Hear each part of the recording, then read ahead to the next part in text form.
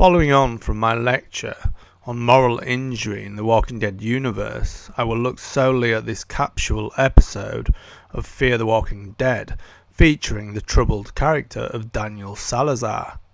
Previously, I suggested Daniel is split between the two selves of the barber and the officer, a split he struggles with throughout this episode.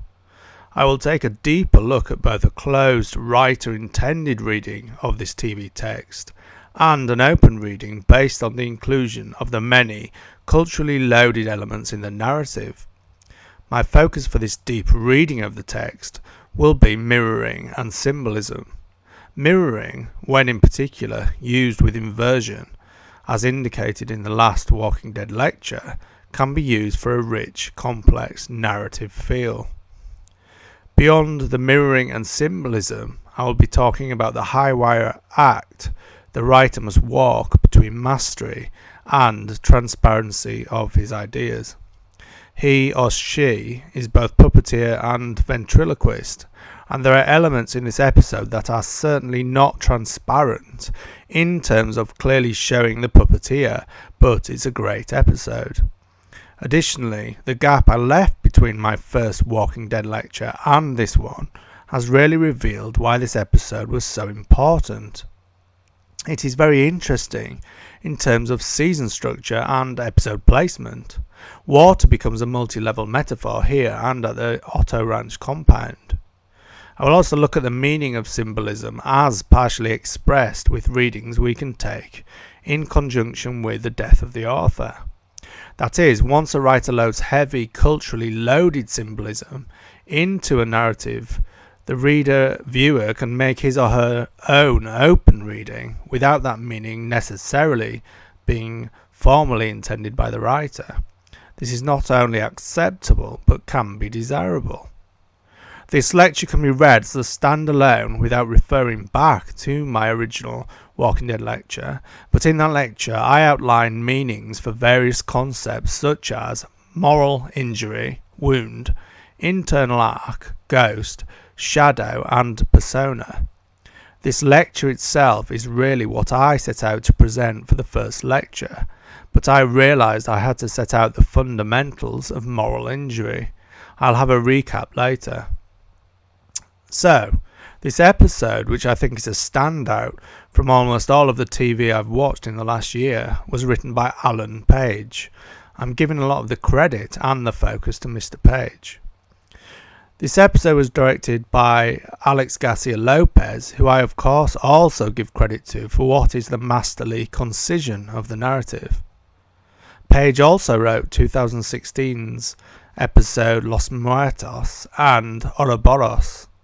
He was the creator and writer on 2 episodes of XY La Revista in 2012. As often happens with many shows, he has had his hand in the production of the show itself, Fear the Walking Dead, producing 15 episodes in 2016.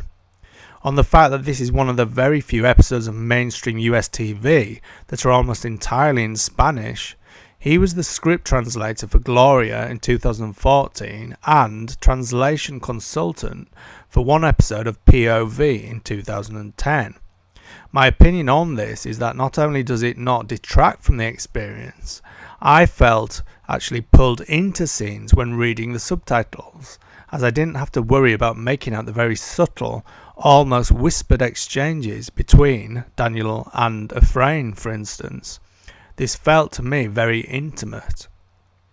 The showrunner for the last season of Fear the Walking Dead was Dave Erickson. The co-producer for this episode is Bob Lewis. The executive story editor is Suzanne Heathcote. Story editor is Wes Brown, with script supervisors Cheryl Starbuck and Brianna Gibson.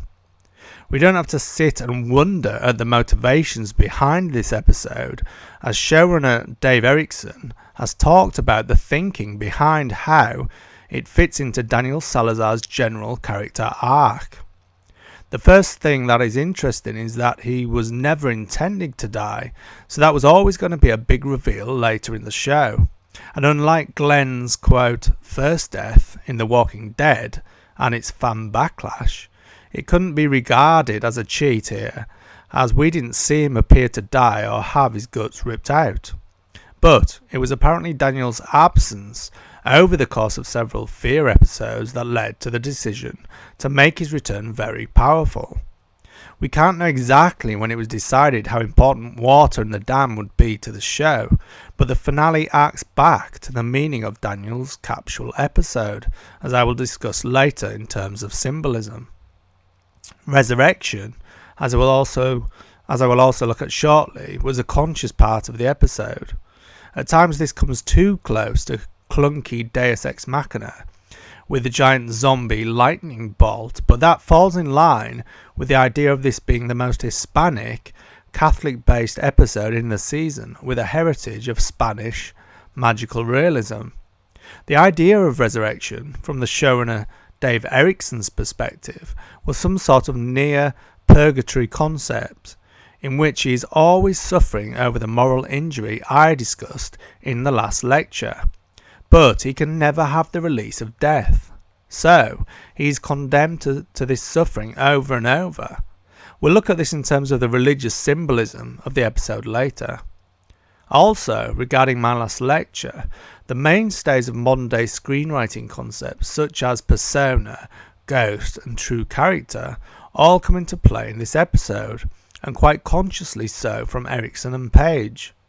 The concept behind the confession scenes, as far as I can see it, was that Daniel is indeed living a particular false persona, or that is how he sees it internally in his lived experience. His confession to Ephraim articulates that his own moral injury has been compounded, but also pales in comparison with this new injury of believing he has killed his beloved daughter. As I'll show with some of the dialogue, this tension is here until the point at which he flips and rejects the persona. He becomes the old El Salvadorian Daniel, the sombre Negra self.